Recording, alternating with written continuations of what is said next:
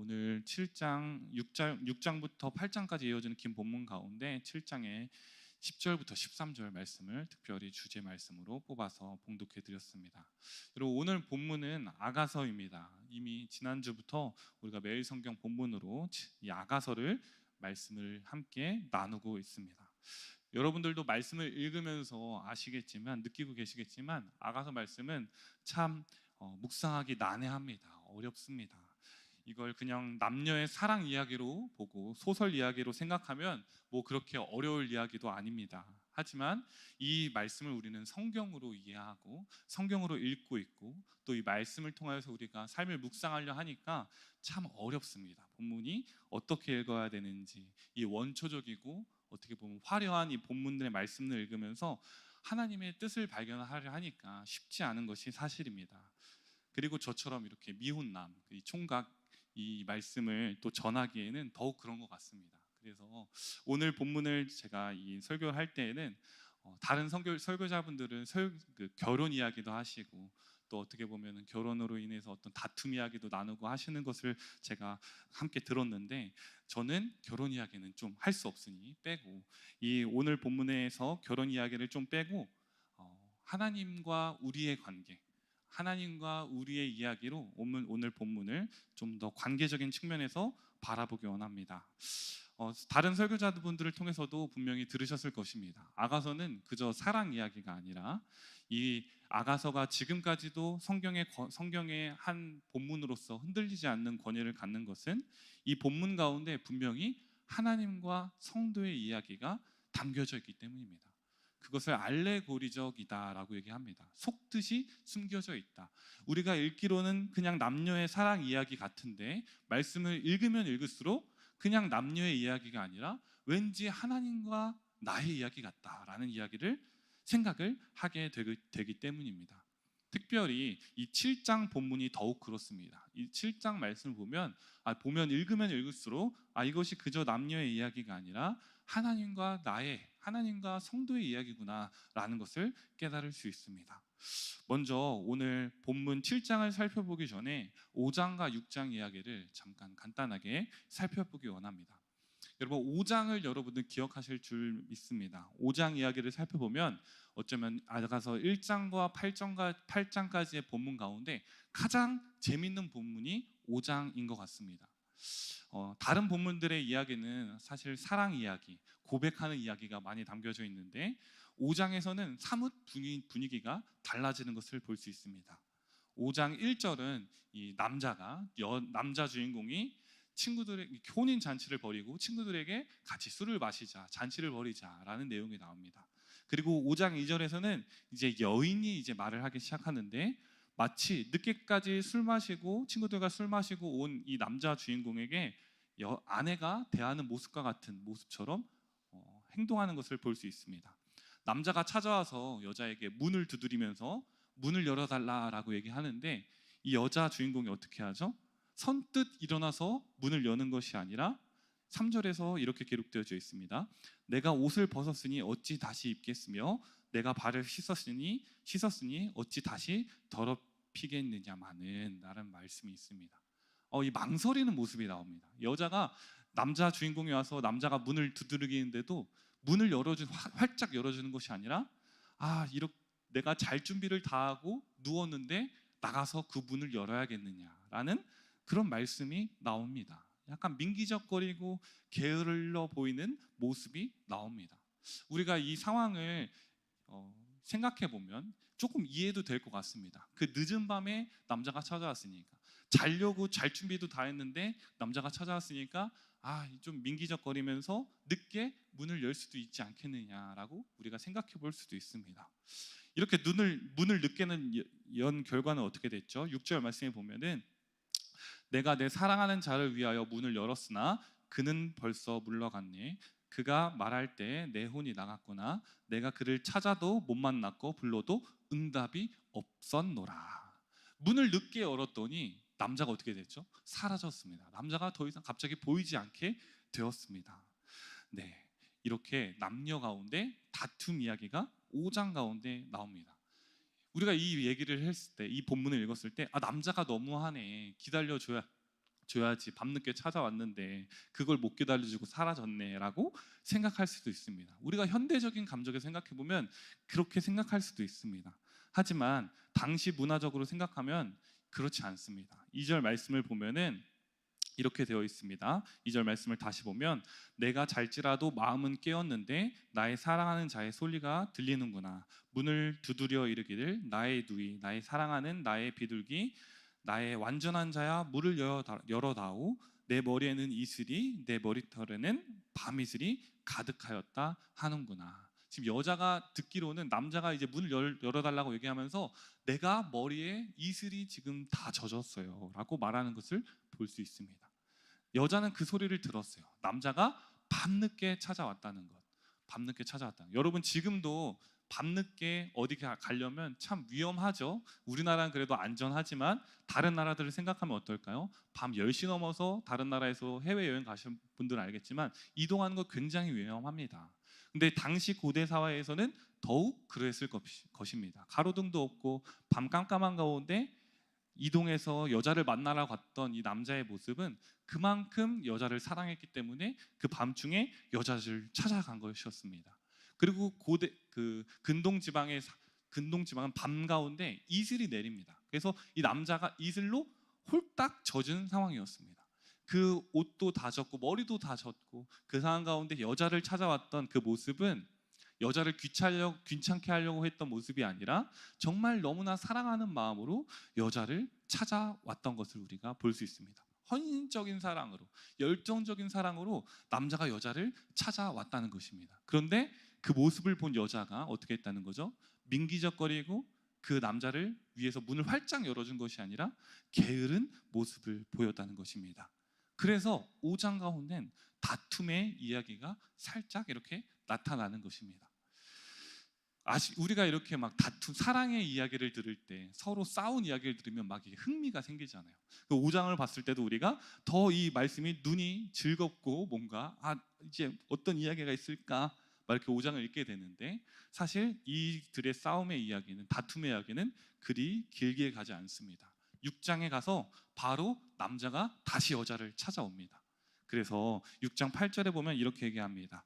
왕비가 60명이요 후궁이 80명이요 시녀가 무수하되 내 비둘기 내 완전한 자는 하나뿐이로다.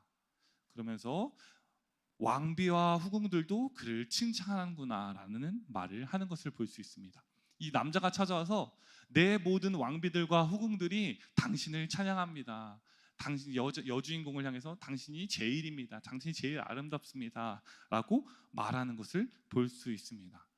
이것 또한 우리가 현대적인 감성으로 이해하면은 내 모든 여자친구 중에 당신이 제일입니다 라고 얘기하면 누가 좋아하겠어요? 하지만 당시 사회성을 봤을 때 그리고 이 사람이 우리가 오늘 본 이 아가서의 주인공이 솔로몬이라는 걸 이해할 때 솔로몬은 이스라엘에서 가장 부강한 시대의 왕이었습니다. 그에게는 수많은 후궁들이 있었고 왕비들이 있었습니다. 그렇기 때문에 그 가운데 당신이 제일입니다 라는 이 칭찬은 그 술람미 여인으로 하여금 최고의 칭찬으로 받아들여질 수 있었을 것입니다. 그래서 5장에서 있었던 이 둘의 사랑의 위기는 6장에서의 사랑의 회복으로 이제 사랑이 다시 회복되는 모습을 보여주고 있습니다. 그리고 나서 이제 7장 오늘 본문으로 들어서게 되는 겁니다. 5장에서는 위기가 있었고 6장에서는 그 위기가 회복되었다면 이 7장의 내용은 어떤 이야기가 기록되어 있을까요? 이 7장은 바로 사랑의 성숙이 기록되어져 있습니다. 오늘 본문의 이야기는 이 둘의 사랑이 성숙되어지는 이야기가 나타난다는 것입니다. 이 7장의 이야기를 한번 순서대로 요약해서 살펴보기 원합니다. 7장은 크게 세 부분으로 나눠서 설명할 수 있습니다. 먼저 7장 1절부터 9절의 이야기는 남자의 고백이 담겨져 있습니다. 특히 1절부터 5절은 이 남자가 여주를 향해서 발부터 머리끝까지 하나하나 칭찬하면서 아름다움을 노래하는 모습이 나옵니다. 우리 7장 1절을 보면 귀한 자에 따라 신을 신은 내 발이 어찌 아름다운가 라고 시작하는 것을 볼 수 있습니다. 당신의 발이 너무나 아름답습니다 라고 시작을 하고 있고 5절 말씀을 보면 이제 발부터 칭찬한 남자가 5절에서 머리털은 자줏빛이 있으니 왕이 그 머리카락에 매였구나라고 말하는 것을 볼 수 있습니다. 발부터 시작해서 머리까지 쭉 올라오면서 1절부터 5절까지 보면 배꼽 이야기도 하면서 쭉쭉쭉 올라오면서 여자의 아름다움을 칭찬하는 것을 볼 수 있습니다. 이런 모습을 보면 사실 이 남자 주인공이 남자가 여자의 외모만을 칭찬하는 것처럼 볼 수도 있습니다. 하지만 이 칭찬하는 모습을 다시금 살펴보면 그 남자가 여자를 향해서 그저 외모만 칭찬하는 것이 아님을 알 수 있습니다. 왜냐하면 1절에서는 분명 이렇게 표현합니다. 당신의 발이 너무나 아름답습니다. 어찌 그리 아름답습니까? 라고 얘기하는 걸 볼 수 있습니다. 하지만 5절에서는 이 발에 대한 외적인 표현을 했던 것과는 다르게 5절에서는 뭐라고 하죠? 5절에서는 왕이 그 머리카락에 매이었구나, 그냥 머릿결이 비단결처럼 곱다, 이렇게 외적인 표현을 한 것이 아니라 왕들도 당신의 머리에 반합니다 라고 말하는 것을 볼 수 있습니다. 이 표현은 뭐냐면 어떤 왕도 너란 사람에게 반할 것이다 라고 얘기하는 것입니다. 외적인 것이 아니라, 그저 외적인 것으로 칭찬하는 것이 아니라 당신의 존재 자체가 너무나 아름다운 사람입니다. 당신은 존재 자체로도 왕들도 반할 아름다움을 갖고 있는 사람이다 라고 칭찬하는 것을 볼 수 있습니다. 외적인 부분뿐만 아니라 그 내적인 부분도 너무 아름답다고 칭찬하고 있는 것입니다. 여러분, 이 남자의 여자를 향한 칭찬을 볼 때 그 여자가 어떤 사람으로 느껴지죠? 정말 완벽한 사람처럼 느껴집니다. 너무나 완벽하고 완전한 존재처럼 이 여자를 남자가 칭찬하는 모습을 우리가 볼 수 있습니다. 근데 이 칭찬의 모습을 보면서 우리는 또 다른 성찰을 할 수 있습니다. 어떤 성찰일까요? 여러분, 우리는 어느 누구도 완벽하지 않다는 것을 잘 알 수 있습니다. 우리는 어떤 사람도, 오드리 헵번 같은 사람도, 당대에 가장 아름답다고 하는 클레오파트라 같은 사람도 우리는 완전하지 않다는 것을 알 수 있습니다. 하지만 오늘 본문에서는 마치 이 남자가 여자를 완벽한 존재인 마냥 칭찬하는 것을 볼 수 있습니다. 우리는 그것을 통해서 오히려 역설적으로 어떤 생각을 하게 되냐면, 이 남자가 이 여자의 연약함을 알면서도 그를 사랑하고 있구나라는 생각을 하게 된다는 것입니다. 그가 이 여자를 칭찬하면 칭찬할수록 남자의 사랑이 더 드러나게 된다는 것입니다. 그 여자가 분명 부족함이 있음에도 불구하고 그 남자는 여자를 조건적으로, 어떠한 부분적으로 사랑하는 것이 아니라 정말 존재적으로 무조건적인 사랑을 하고 있구나라는 것을 우리는 이 본문을 통해서 더 알게 된다는 것입니다. 여자가 사랑받을 만한 존재이기 때문에 남자가 이렇게 칭찬하는 것이 아니라, 이 남자가 사랑이 너무나 크고 그 사랑이 너무나 위대해서 이 여자를 정말 조건 없이 무조건적으로 사랑하고 있구나라는 것을 우리는 깨달을 수 있다는 것입니다. 이처럼 1절부터 10절까지의 내용은 9절까지의 내용은 남자가 여자를 향해서 사랑의 고백을 하는 것, 어떻게 보면 무조건적인 사랑의 고백을 하는 것을 볼 수 있습니다. 그러면 이제 7장 10절의 본문은 어떤 내용인지 한번 살펴보겠습니다. 7장 10절은 오늘 본문의 두 번째 부분으로서 여자의 고백이 나타나고 있습니다. 7장 10절은 1절부터 9절까지의 남자의 고백에 대한 여자의 반응입니다. 어떻게 기록되어 있는지 10절을 제가 읽어보도록 하겠습니다. 나는 내 사랑하는 자에게 속하였도다. 그가 나를 사모하는구나. 여러분, 이 고백은 어떻게 보면 이 아가서에서 여러 번 나왔던 고백과 비슷한 고백입니다. 특히 아가서 2장 16절에도 여자는 비슷하게 이렇게 말하는 것을 볼 수 있습니다. 2장 16절에 보면 내 사랑하는 자는 내게 속하였고 나는 그에게 속하였도다. 오늘 10절의 말씀과 비슷한 고백을 이미 아가서 2장 16절에도 했었습니다. 하지만 비슷하지만 또 분명하게 다릅니다. 2장에서 이 아가서 시작부 초반부에서 여자의 고백은 뭐라고 했냐면, 내 사랑하는 남자가 내게 속하였다라고 얘기하는 것을 볼 수 있습니다. 남자가 내게 속하였다라고 얘기하고 있어요. 그런데 오늘 본문 7장 10절에서는 이 여자가 어떻게 고백하고 있죠? 내가 그에게 속하였다라고 고백하는 것을 볼 수 있습니다. 이 여자는 초반부에는 남자가 나에게 속하였다라고 고백했습니다. 하지만 후반부로 가면 갈수록, 아가서가 끝나는 그 부분으로 가면 갈수록 내가 그에게 속하였구나라는 것을 알게 된다는 것입니다. 이처럼 여자의 고백이 바뀐 데는 이유가 있습니다. 바로 우리가 조금 전에 알아봤듯이 이 남자의 사랑 때문입니다. 이 남자의 변함없는 무조건적인 사랑 때문에 여자의 마음과 태도가 바뀌게 됩니다. 여자는 남자에게 5장에서처럼 실수했었습니다. 남자가 헌신적인 사랑으로, 열정적인 사랑으로 자기를 찾아왔을 때 문을 선뜻 열어주지 않고 게으른 모습으로 민기적대면서 조금 늦게 문을 열어줬던, 실수를 하는 모습을 보였었습니다. 그럼에도 불구하고 어떻게 하죠? 남자가 다시 변하지 않는 사랑으로 여자에게 사랑의 고백을 하는 모습을 보여줬습니다. 그리고 오늘 본문에서처럼 외모뿐만 칭찬하는 것이 아니라 존재적으로 너의 어떠한 조건을 보는 것이 아니라 나는 너의 존재 자체를 사랑한다라는 고백을 하는 모습을 볼 때 여자가 태도가 바뀌게 되었다는 것입니다. 여자의 삶이, 가치관이 변하게 되었다는 것입니다. 그가 나에게 속한 것이 아니라 내가 그에게 속하였구나. 그리고 뭐라고 얘기하냐면 10절 후반부에 보면 그가 나를 사모하는구나 라고 얘기합니다. 그가 나를 사랑하는구나가 아니라 그가 나를 사모한다라고 얘기하고 있습니다. 여러분, 저는 지금까지 사실 이 사랑과 사모의 의미의 차이를 잘 몰랐습니다. 근데 이 설교를 준비하면서 사랑과 사모의 차이를 알게 되었습니다. 언뜻 우리가 알기로 사모함이 더 크다라는 정도로 이해를 하고 있습니다. 그런데 사랑과 사모의 큰 차이는, 이 사모함에는 그리움과 갈망이 있다는 것입니다. 사모함에는 그리움과 갈망이 있다.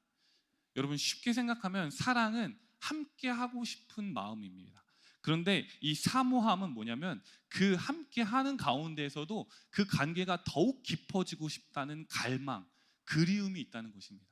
함께 하고 사랑하고 있는데도 그럼에도 불구하고 어떻다? 더욱 깊어지고 싶다.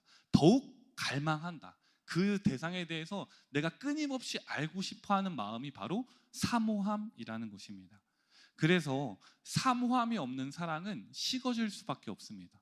뭐라고요? 사모함이 없는 사랑은 식어질 수밖에 없다는 거예요.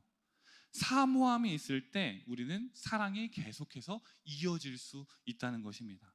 왜냐하면 우리는 무언가 완성되었다, 무언가 완료되었다 라고 생각할 때 우리의 연약함으로 인해 그것이 식어지고 낡아지기 때문입니다. 하지만 이 사모함은 아직도 계속해서 알고 싶어하는 마음이, 갈망이 있기 때문에 계속해서 그 사랑이 이어지고 끊임없이 성숙해진다는 것입니다. 그래서 이 여자가 지금 뭐라고 고백하는 거예요? 그가 나를 그저 사랑한다라고 고백하는 것이 아니라 내가 보니까 이 남자는 나를 사모한다, 계속해서 나를 알고 싶어한다, 계속해서 나를 향해 다가온다, 계속해서 나를 사랑해 준다라고 말하는 것이었습니다. 이 여자는 이제 깨달았습니다. 이 남자는 나를 끊임없이 더욱더 깊은 관계로 나아가고 싶어하는 갈망이 있구나라는 고백을 하게 되었다는 것입니다. 이런 남자의 사랑 고백은 여자의 그냥 그 고백만, 태도만을 바꾼 것이 아니었습니다. 이제 11절부터 13절을 보면 세 번째 부문으로서 여자의 삶이 변화되는 것을 볼 수 있습니다. 그저 10절에서의 고백만, 말만 변한 것이 아니라 11절부터 13절을 보면 그 여자의 삶이 완전히 변하게 되었다는 것입니다. 사실 이 여자의 삶을, 아가서의 삶을 살펴보면, 생각해보면 사실 이 여자는 다소 소극적이고 수동적인 삶을 살아온 사람이었습니다. 때때로 남자를 찾아서 떠나기도 하고 남자를 향해서 다가가는 모습도 보였지만 그것 또한 남자가 사라졌을 때, 남자가 막 먼저 다가오지 않을 때 그제서야 여자가 남자에게 다가가는 모습을 보였었습니다. 하지만 이런 모습을 봤을 때 이 아가서의 주인공, 이 여자 주인공은 소극적인 사람이구나, 수동적인 사람이구나 라는 것을 알 수 있습니다. 우리가 아가서 1장 5절에도 아주 유명한 고백이 나오는데 어떤 고백을 하죠? 여자가 이렇게 고백합니다. 자신을 소개할 때 나는 비록 검으나 아름답다라는 얘기를 합니다. 우리가 이것을 현대적으로 생각할 때 그 여자가 나는 검지만 나는 아름답습니다, 당당하게 얘기하는 것처럼 우리가 이해할 수도 있어요. 하지만 6절 본문을 보면 이어지는 6절 본문에 이렇게 자신을 얘기합니다. 내가 햇볕에 쐬어서 거무스름 할지라도 흘겨보지 말라라고 얘기하고 있습니다.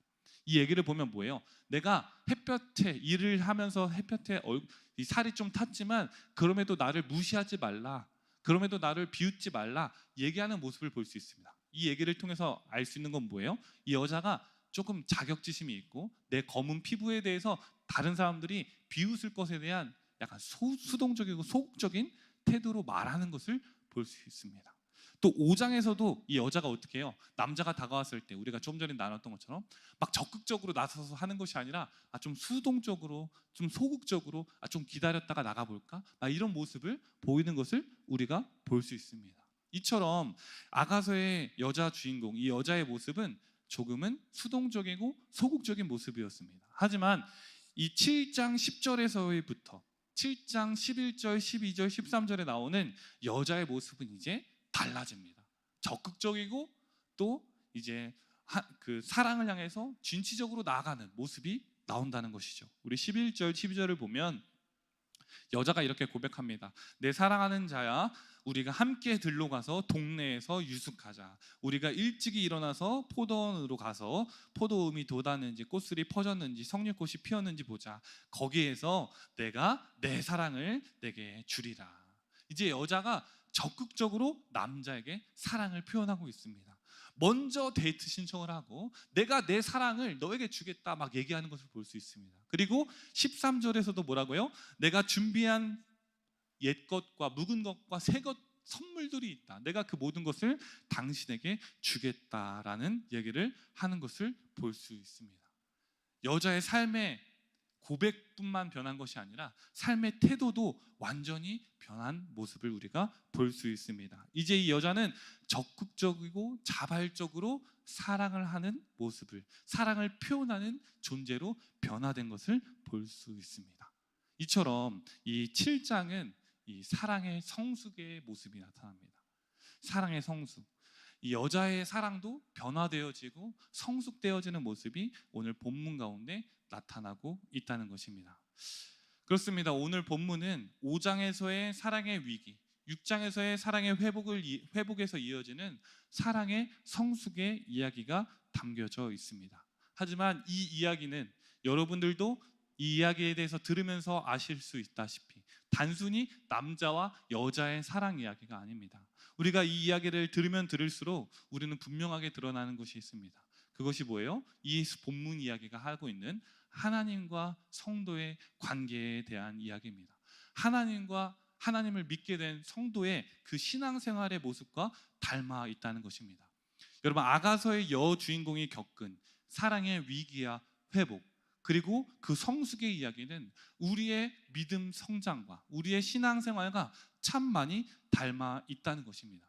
우리의 신앙생활도 위기가 있고 그리고 그 가운데 회복이 있고 그 회복을 통해서 우리는 성숙되어지는 믿음으로 나아가는 것을 우리가 알 수 있습니다. 그런데 그 배경 가운데 어떤 것이 있죠? 이 아가서의 여주인공이 남자에게 과분한 사랑을 받아서, 남자의 그 무조건적인 사랑을 받아서 그가 사랑을 깨닫고 내가 그에게 속했구나, 내가 그 남자에게 속했구나 라는 것을 깨닫고 사랑을 고백하며 그의 삶이 변화되는 것처럼 우리의 신앙생활도 어떻게 된다는 거예요? 하나님의 과분한 사랑, 하나님의 무조건적인 사랑, 하나님의 그 크신 사랑으로 인해서 우리가 어떻게 돼요? 하나님의 사랑을 깨닫고 내가 하나님께 속했구나 라는 것을 우리가 깨닫고 하나님으로 인해서, 그 사랑으로 인해서 우리의 삶의 고백이 바뀌고 우리의 삶의 태도가 변화되게 된다는 것입니다. 여러분, 오늘 이 변함없는 사랑에 대해서 우리는 어떻게 반응해야 될까요? 하나님이 우리를 향한 이 변함없는 사랑에 대해서 우리는 어떻게 반응해야 될까요? 여러분, 이 여주인공의 모습처럼 우리는 반응해야 된다는 것입니다. 첫째, 우리는 하나님의 사랑에 대해서 뭐 해야 될까요? 확신해야 된다는 것입니다. 여자는 이제 하나님, 그 남자의 사랑에 대해서 확신을 고백합니다. 그가 나를 사모하는구나, 이 남자가 나를 끊임없이 사랑해 주는구나 라는 것에 대해서 확신을 고백합니다. 여러분, 우리도 마찬가지입니다.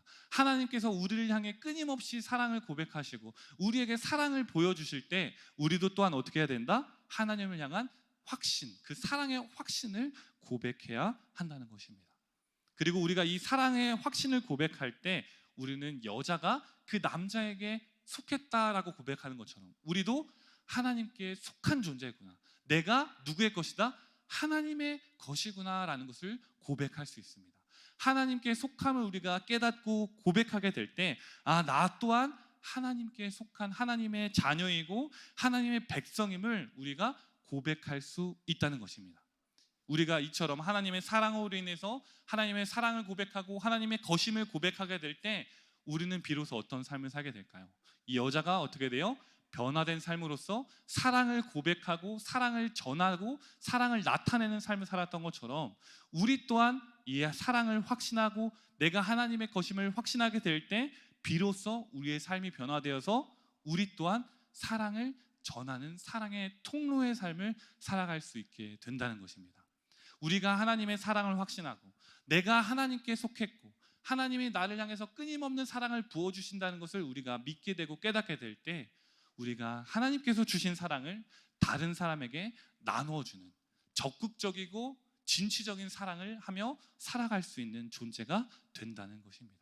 오늘 본문의 여자가 이제 그 남자에게 사랑을 고백하는 존재가 되었던 것처럼 우리 또한 하나님의 그 사랑으로 인해서 우리도 사랑을 전하고 사랑을 나누는 삶을 살아갈 수 있게 된다는 것입니다. 여러분, 오늘 이 말씀에서처럼 우리가 사랑을, 하나님께 받은 사랑을 나누는 삶을 살아가길 소망합니다.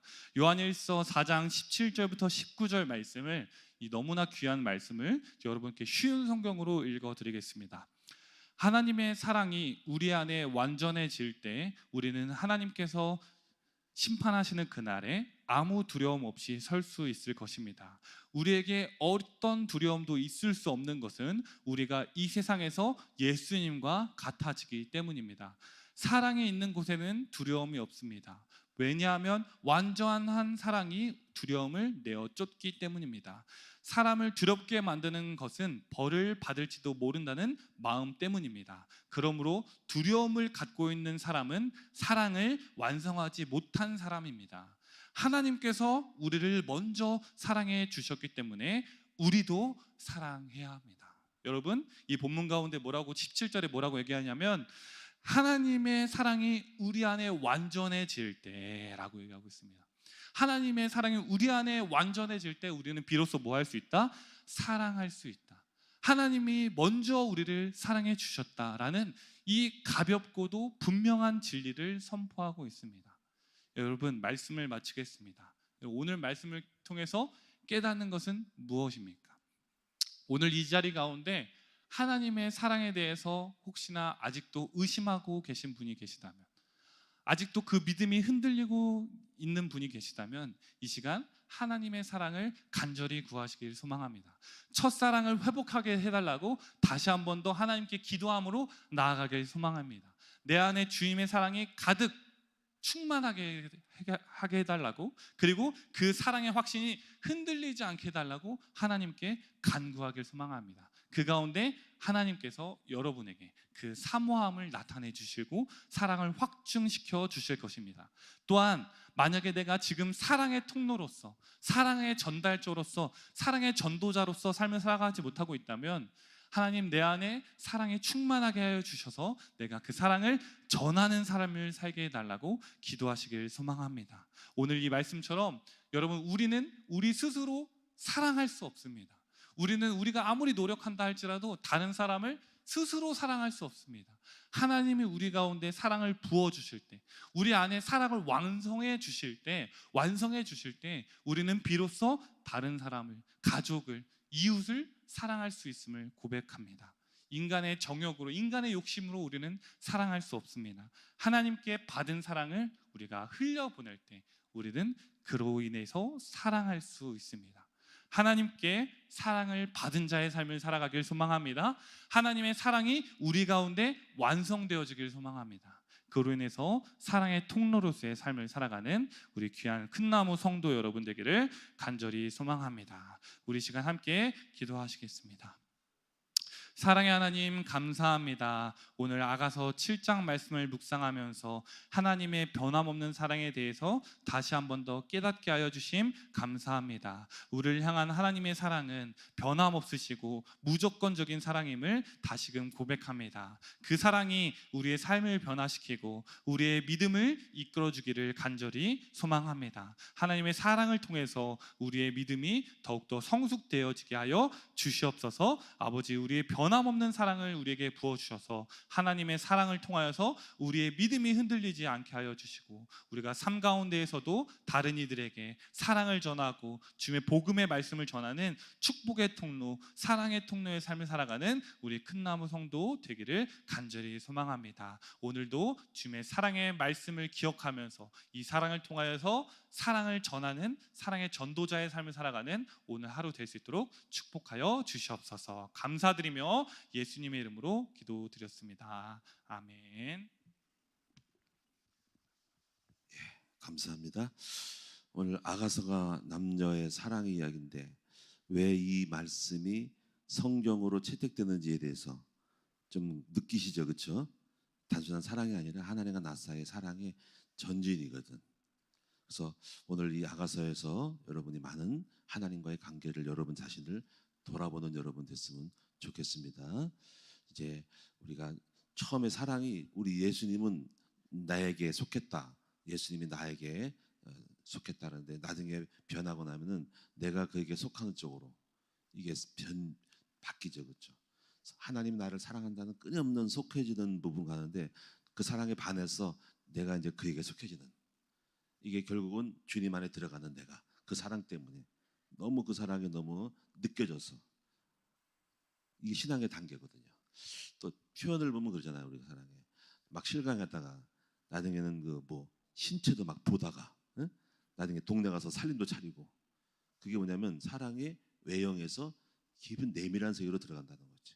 이런 표현들이 굉장히 어려운 부분인데 사랑의 관계 속에서 진전해서 하나님과 우리 사이에 겉돌다가 실강하다가 갈등하다가 나중에 살림가를 차리고, 오늘 6장에 보면은 뭐 넓적다리가 어떻고 뭐 유방이 어떻고 막 그러잖아요. 표현하기 어려운 그런 거를 표현하는 것은 그만큼 내면 속에 들어갔다라는 거예요.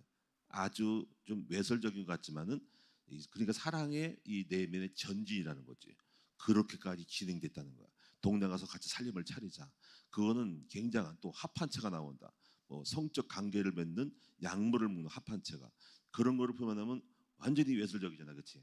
근데 이런 것들이요, 하나님과 우리 나 사이에 어마어마한 겉돌다가 깊이 들어가는 관계니까 이거는 진짜 육신으로 보면은 외설 소설이야. 근데 이 내용을 보면은 성경이야. 주님과의 깊은 거를 사랑으로 표현한 거니까 이 성경책이 아가서가 왜 성경책이 됐는가라는 거를 영적이지 않으면 이해가 못하는 거죠. 자, 너무너무 재밌죠, 그렇죠? 예, 연애 소설을 많이 읽으시길 바랍니다. 기도하겠습니다.